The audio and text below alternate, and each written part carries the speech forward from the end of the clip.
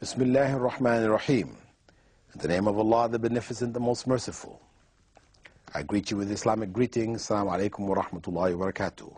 And welcome you to our program, Contemporary Issues, in which we continue to look at certain Islamic issues which have come under the spotlight of world attention, where some practices, some beliefs, are questioned by Western civilization, really pointing out that these things are irrelevant and not logical, or they go against modern thinking, etc., etc. And unfortunately, some Muslims have in ignorance fallen into these traps and have become deluded by the arguments which have been presented. So we tried to look at some of the issues and try to understand them. Some of the issues are issues where both Muslims and non-Muslims alike really don't understand why. Why does Islam take a position on this or that? And we hope to try to clarify these issues in our program. In this segment, we will be looking at the issue of music from the Islamic perspective. Music, which most people are aware that there is something in Islam regarding music. To some degree, it appears that it is prohibited outright, or some people feel that Muslims are okay. Music, in fact, musicians are okay. It's quite popular amongst Muslims, and in fact, even the guitar in Spain was developed by Muslims when they were in Spain. Now, the actual issue involved here concerning music is that God has created human beings with a nature which loves music. We can see it with a mother singing for her child. Something like this, of course, Islam is not going to prohibit something which is part of the very nature of human beings, to prohibit it just for the sake of prohibition. So, in fact, Islam does not prohibit music outright, but it prohibits the harmful aspects of it. Music is accepted within a particular framework, but outside that framework it has been forbidden. The Prophet ﷺ prohibited the use of wind and stringed musical instruments. In a very famous hadith in which he said, "There will be people of my nation who will legalize fornication, the wearing of silk for men, the drinking of wine, and the use of musical instruments." This is a hadith which is recorded by Imam al-Bukhari. It is a very authentic hadith. Furthermore, he said that some people from my nation will drink wine calling it by another name. Merriment will be made for them by the playing of musical instruments and the singing of adult female singers. This is also an authentic hadith which indicates the prohibition of the use of musical instruments in general, as well as that of adult female singers. Now, folk songs, which are sung by females who are not adults, this is to a mixed audience, for example, or by males, accompanied by the duff, which is like a small hand drum. This is something which has been made permissible. The Prophet ﷺ encouraged its use in weddings and festivals. And in terms of the recitation of the Quran, it is encouraged to be in a melodious voice. The Prophet ﷺ said, "Whoever doesn't sing the Quran is not of us." So this element of music is accepted within the Muslim society, but that is kept within the bounds of certain festivals, festivities, the recitation of the Quran, etc. And it doesn't become like an obsession. The intent is that it should not become an obsession in the society, because these instruments, etc., they have a tendency to captivate the heart. They captivate the heart in such a way that it becomes the means that people will find solace. When they're down, they turn on the music, this is where, instead of turning to God, instead of reflecting on God, they get their solace in music. It becomes a substitute. And they become attached to it in such a way that, it becomes like an addiction. And when we look at the element that produces music in the society, because some people argue, but it helps me to study. Some students will tell me, that I study better when I listen to music, And, others have a variety of different explanations. The point is that if music were beneficial, then the musicians would demonstrate that benefit in their lives. Where what you see instead is that corruption, some of the most corrupt elements of society are found amongst the musicians. The drugs, the deviations in homosexuality, people, these type of things, and all the corruption that's there, people committing suicide and all this kind of thing, concentrated in the area of the musicians. Why? If this thing that they're producing is so good, then why don't they benefit from it? Reality is that it, in fact, does carry an evil and a dark side, which produces that type of corruption amongst themselves, and in the end ends up, corrupting elements of the society. If you listen to the songs that are out there, I mean, they're promoting promiscuity and adultery and sin, and it's just loaded in the songs. Unfortunately, this is a very corruptive element in the society. The other area of the arts, and is that of art itself, where Islam, like Judaism, prohibited the use of pictorial representation of living beings. Islam prohibits it. It's in the Mosaic Law, and it's part of the tradition of the Prophet ﷺ, the prophets maintained. Although in reality one may find examples of image making, in later Muslim states that developed, whether it is in Spain or Mughal India or Safavid Persia or the Ottoman Empire, the reality is that this was something quite severely prohibited according to Islamic law. Prophet Muhammad ﷺ had said, those receiving the most severe punishment on the Day of Judgment are the image makers. And from the explanations given to us by the Prophet, may God's peace and blessings be upon him, idolatry began amongst the descendants of Adam through the making of images. The Prophet ﷺ had said that in the time of Prophet Nuh, there were some righteous individuals who, when they died, Satan came to the people and suggested to them to make statues and name these statues after them to remind them of the goodness of these people. And the people did so, and they placed these statues in the places where they used to gather, And in that generation, the people, whenever they saw the statues, it reminded them of the good of those people, and it encouraged them to do good. However, when that generation died out, Satan came to a later generation and suggested to them that, in fact, their ancestors, their grandparents, etc., were in fact worshipping these idols. And that it was because of their worship that their crops were successful, the rain came, and they had good crops, cultivation was very healthy, etc. And with that delusion of this lies which were promoted at that point in time, people fell into the trap of idolatry. So the issue of creation of images of human beings, etc., is forbidden fundamentally because of this.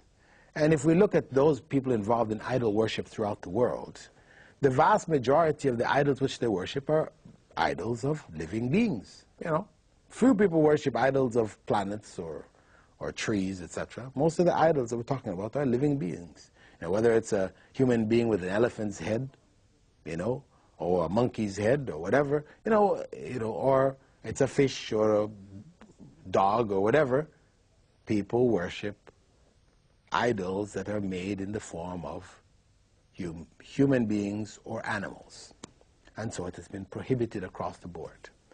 Now some people may say, well, what's the harm, really? What about people making, we've grown out of this idolatry business, But you know, we want to make it for the purpose of our own enjoyment and entertainment, etc. Well, the reality is that the vast majority of the world, or much of the world, is still involved in idolatry. So it's still alive and well today. And furthermore, what it does is it creates this love in the minds of people, so much so that the artists, you know, many times when you speak to artists or you hear artists talking about their works, they will talk about how they're trying to create something greater than life. You know, something greater than life, which embodies something which you can't even find in nature itself. This is their goal. And this is where it's a kind of like a challenge with the Creator.